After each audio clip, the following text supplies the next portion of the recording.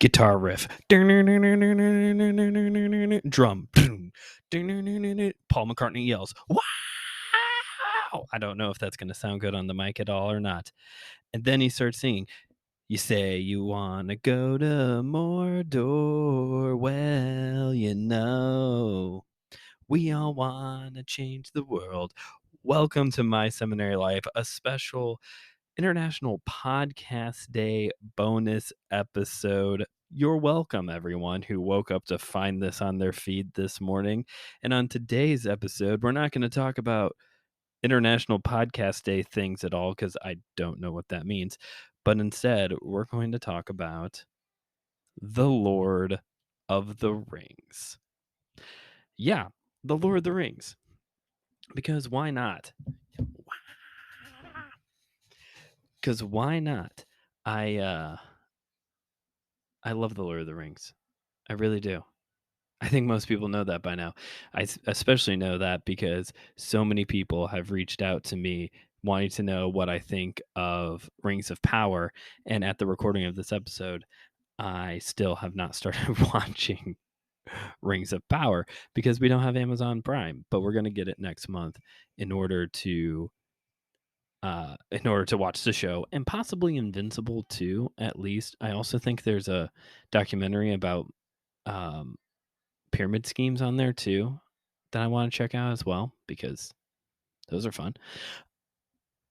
So no, this is not going to be some type of Rings of Power review episode. I did want to talk about I just wanted to sit back and talk about my love for the Lord of the Rings for 20 minutes or whatever.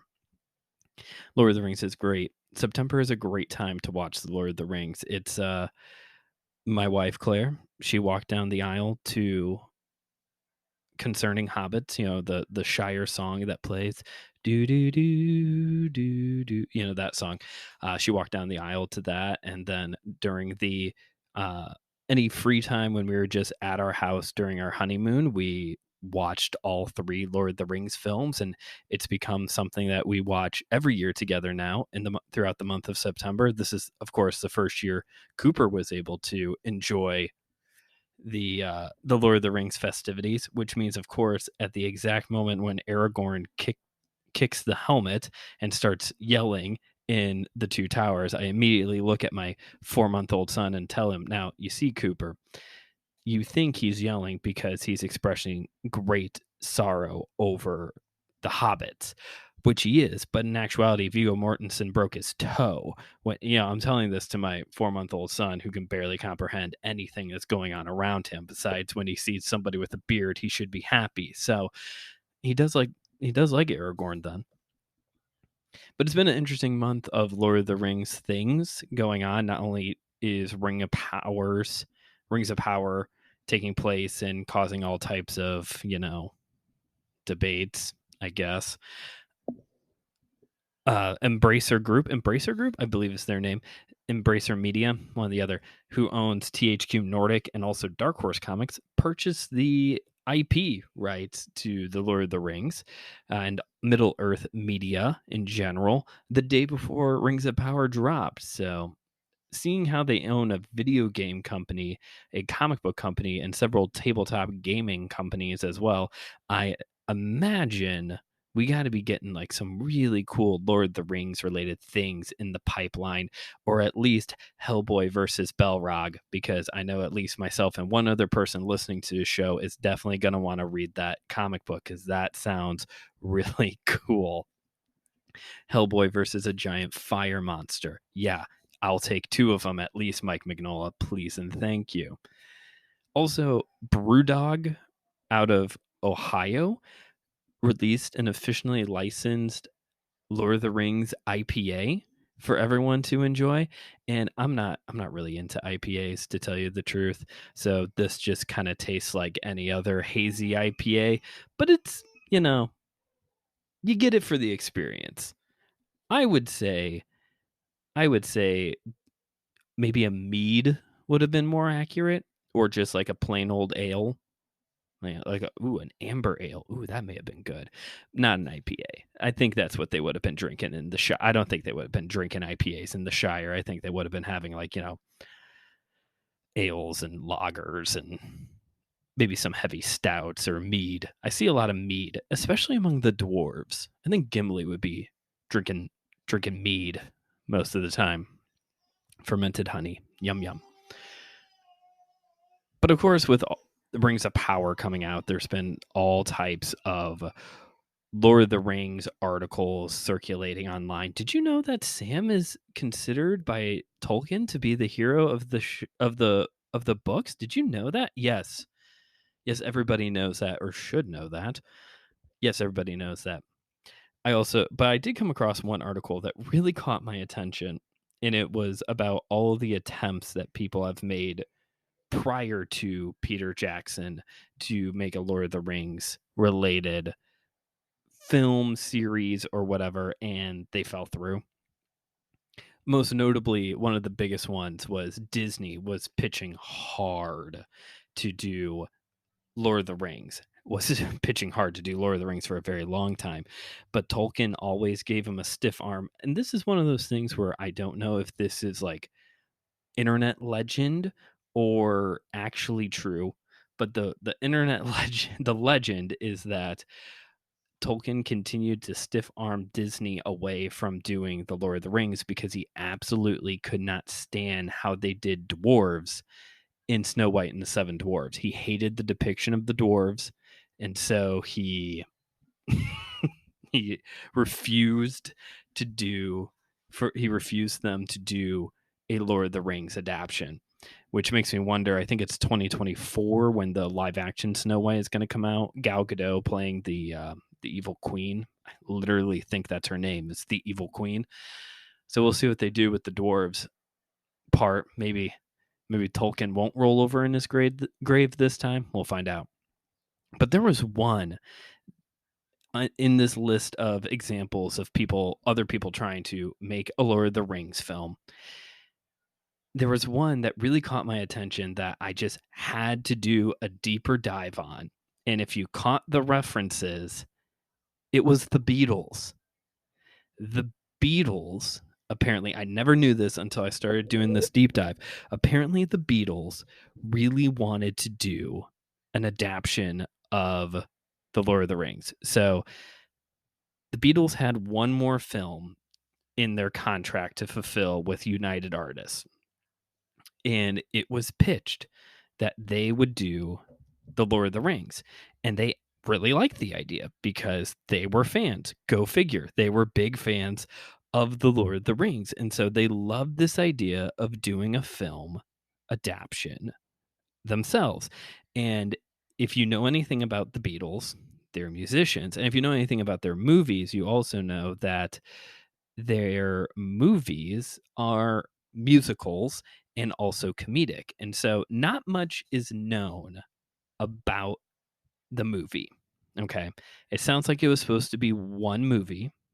It also sounds like it was supposed to be a comedy musical.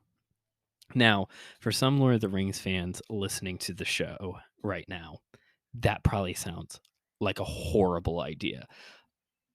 I will say one film to get through all three books, yeah, you're going to have to gut a lot of things in order to make that work. So that part I'm not too excited about.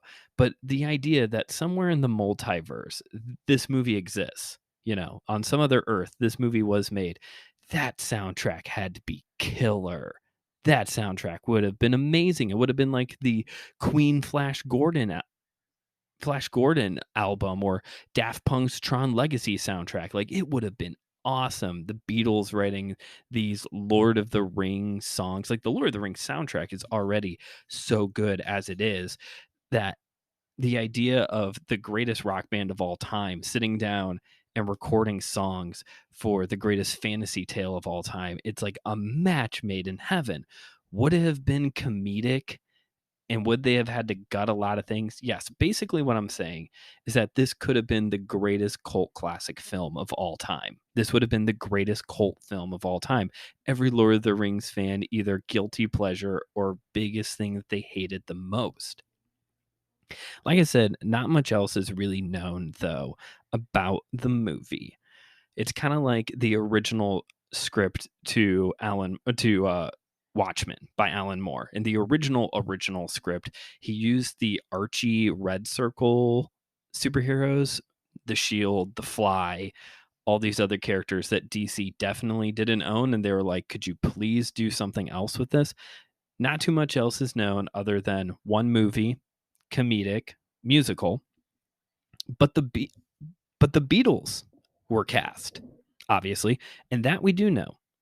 So here's who each one of the Beatles was cast to play. Paul McCartney as Frodo, John Lennon as Gollum, George Harrison as Gandalf, and Ringo Starr as Samwise Gamgee. So, running that back, Paul McCartney and George Harrison, I definitely could see in their roles. I could see Paul McCartney as Frodo. I think I could enjoy Paul McCartney on my screen that long, like one of the main characters of the thing. And with George Harrison, I definitely think he looks like a wizard. The guy looks like a fantasy wizard, especially when he's got like the big beard and stuff. So, um, I can definitely see Paul McCartney and George Harrison in their roles. John Lennon as Gollum Smeagol, I don't know. I don't know about that. Now, how a psychedelic Lucy in the Sky with Diamonds influenced Lord of the Rings would have done the Gollum Smeagol relationship probably would have been really trippy in the best possible way, as well as Peter Jackson does it in the Lord of the Rings films. I think the idea of them also doing like a trippy psychedelic talk between Smeagol and Gollum would have been interesting.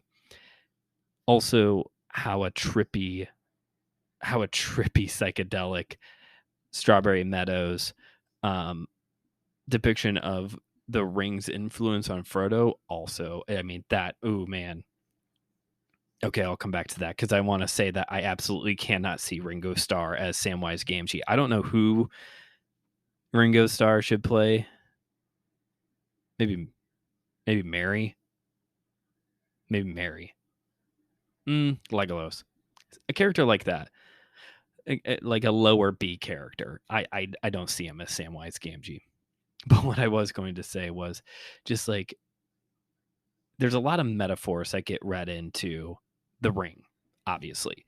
The biggest one, C.S. Lewis addressed this one himself of the fact that a lot of people think that it was supposed to be a representation of the atomic bomb. That is incorrect. But the idea of like like I said, a Lucy in the Sky with Diamonds type of film depicting a ring that you become addicted to and like gives you like certain feelings, like, oh my gosh, that would have been fascinating. It would have been fascinating. I mean, the graphics would have been real cruddy, but it would have been fascinating to see how they would have depicted the ring's influence and how possibly like treated it more as a drug rather than a corrupting power. That would have been interesting. There's one other piece of information about this movie. Two more pieces about this movie that is known. The next big part is the director. The director that was being sought to try to make this film happen. Stanley Kubrick. So, in its own world, where there is a Stanley Kubrick Lord of the Rings film somewhere in the multiverse, I definitely see it. I could see something like that existing. Again, I'm not sure if I really buy into this idea of a one film, and that was one of his reasons for not wanting to do the film, is that he wasn't sure, not so much if they could do it in one film, but he wasn't sure if they could do it justice in 1960 whatever, like with the graphics and how bombastic of a film it could be. But I haven't spent a lot of time with Kubrick's films, but I do know that he seems to be in the same conversation as like Quentin Tarantino or Alfred Hitchcock, who does a lot of visual metaphors and visual storytelling. So again, going back to like how he would have used the ring, I think we would have gotten a very tortured soul from Frodo. Not that Elijah Wood doesn't look cruddy by the end of that movie. He looks so miserable, and obviously same with Smeagol. But like looking at that and also looking at Smeagol, Gollum, like how Kubrick would have depicted like their mindset and the influence of the ring, that would have been a torture case. That would have been a fever dream of how, just from the little bit that I've seen of like A Clockwork Orange, just like the corrupting power of the ring would have been disturbing. I think the movie would have been more disturbing. And this is the part that I don't see how it would have worked. A world where there is a Beatles Lord of the Rings, fine. Campy cult classic film all the way. A world where there's a Stanley Kubrick Lord of the Rings film, dark, heavy, but okay. Orcs would have been even somehow grosser, probably. But the two together, those tones just clash so hard. Those tones clash so hard. I don't see how they could have worked together. I really don't. But obviously this didn't happen, and that was because, go figure, Tolkien wasn't a fan of the Beatles music, which by today's standard means that Tolkien was a bit of a hipster, because I know it's cool to not like it's cool to not like the Beatles. Fascinating stuff. We could be living in a world where John Lennon was Smeagol. That would have been something. And Stanley Kubrick and Peter Jackson would have had more things in common. Interesting stuff. Well, that's all that I have for today's episode. Basically, I had this idea of making this as a TikTok, but obviously I needed more like, what am I at now? 17 minutes. And you can only make TikToks for 3 minutes long. So you all just get to hear it this way. Thank you for listening. We'll return to our regularly scheduled seminary related content tomorrow for the kickoff of Leadership 101, L101, with me talking to you about how it's not hard being a leader when you got a library card, if that sounds familiar at all. Thanks for listening. Make sure to rate and review the show wherever you're listening to it. Share it with a friend, a really geeky friend who is enjoying Lord of the Rings and needs to know about the fact that we could have gotten a Beatles Lord of the Rings film, because everybody needs to know that. Rate and review, head on down to the description of today's episode to find links to all of the important stuff, like the MSL shop, where starting today, there is a 50% off sale going on with merch drops starting today and running all throughout October. That's the sale. New merch drops frequently, at least once a week as well. You will know when that sale starts when you see a graphic on Facebook and Instagram telling you what the promo code is. This episode came out at 5 a.m. Obviously, I'm not awake right now to make that promo code. This is pre-recorded. That's how this stuff works. But be on the lookout for that promo code so that way you can buy a new t-shirt or a mug or a pint glass, whatever you need. Chances are there's a phone case. That was Claire's idea. I think that's it for today's episode. Again, the regularly scheduled content all throughout October and into November at Leadership 101. Thanks for listening. And remember, keep on studying.